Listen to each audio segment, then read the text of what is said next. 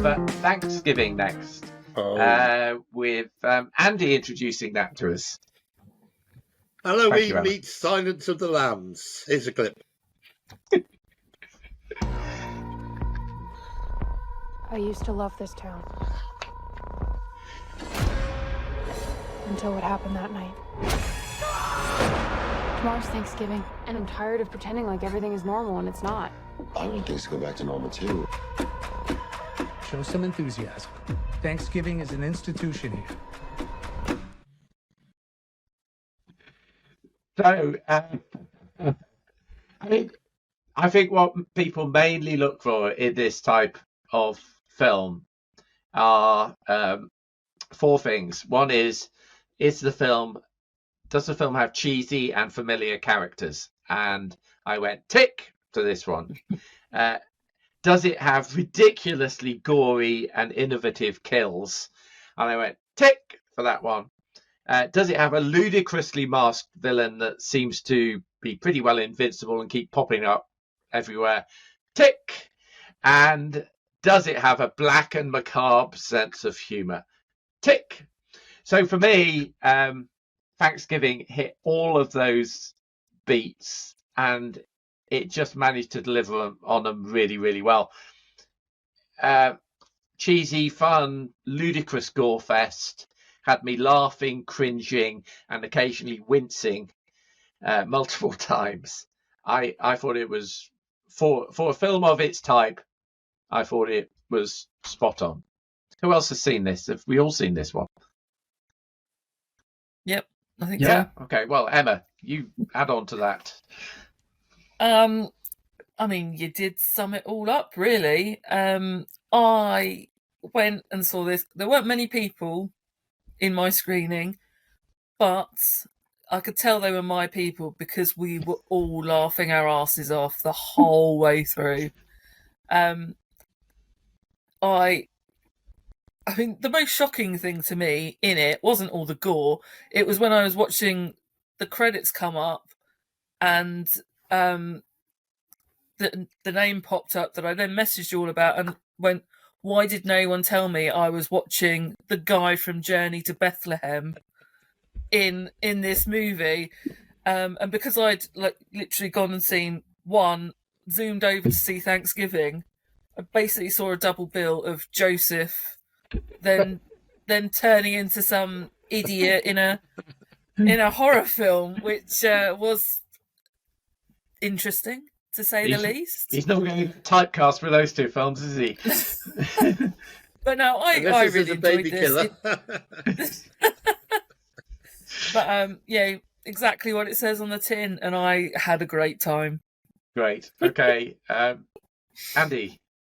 Yeah, I have to say I had a great time as well. I think for this type of film, it delivered exactly what you want. I mean, I've said to you guys before, there's been some horror films this year that I think have been really disappointing. They haven't been scary enough and they haven't entertained enough. And this one had that scary, creepy edge, but it also entertained. I'm tempted to say in buckets. And I thought, as I say, for me, it was Halloween meets Silence of the Lambs in a rather raucous, funny way. And I thoroughly enjoyed it. I have to be honest. I was on a movie chat group earlier today with on another movie chat group, and somebody said it wasn't gory enough. Excuse me.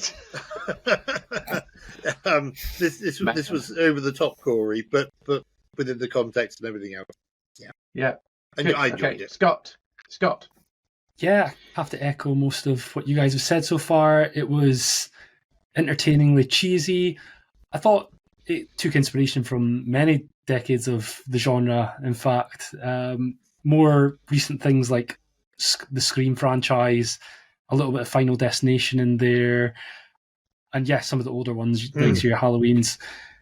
It takes some of the cheesiness of those films and also some of the one-liners, some of the puns that are thrown in there were really good.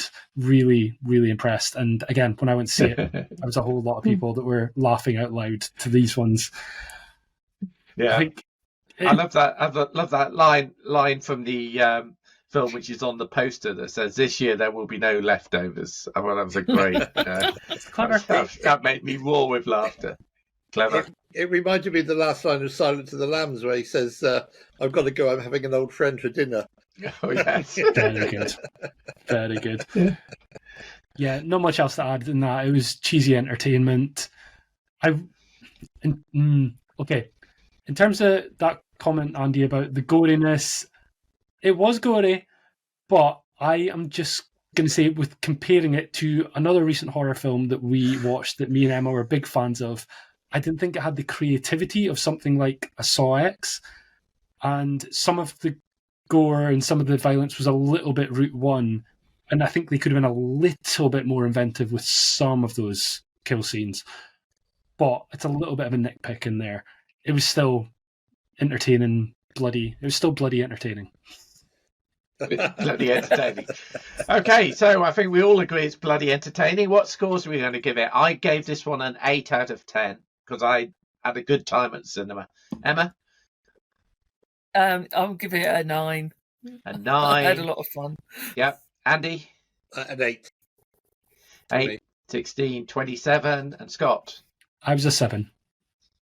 27 as 34 divided by 4 is 8.5, I think, for the Flickering Dreams score. Is this the highest rating ever? No. I think we've had a higher rating than that, but so. Certainly it's up there. So Thanksgiving gets an 8.5, making it a big Flickering Dreams hit. Go out and see it at the cinema. It's a good time. Bit of a shame, isn't it? It didn't actually come out for. I know it's called Thanksgiving, but it's a bit of a shame it didn't come out for Halloween because it'd be a good one to fill the cinema with Halloween watches. Actually, out in America this weekend on Thanksgiving. I think we might. Oh, I don't know. I don't know when it was released. released. A week early than America. Oh, right. Okay. Oh, that's Thanksgiving this week in America. Oh, right. Well, any US watchers or listeners, there you go. That's your recommendation.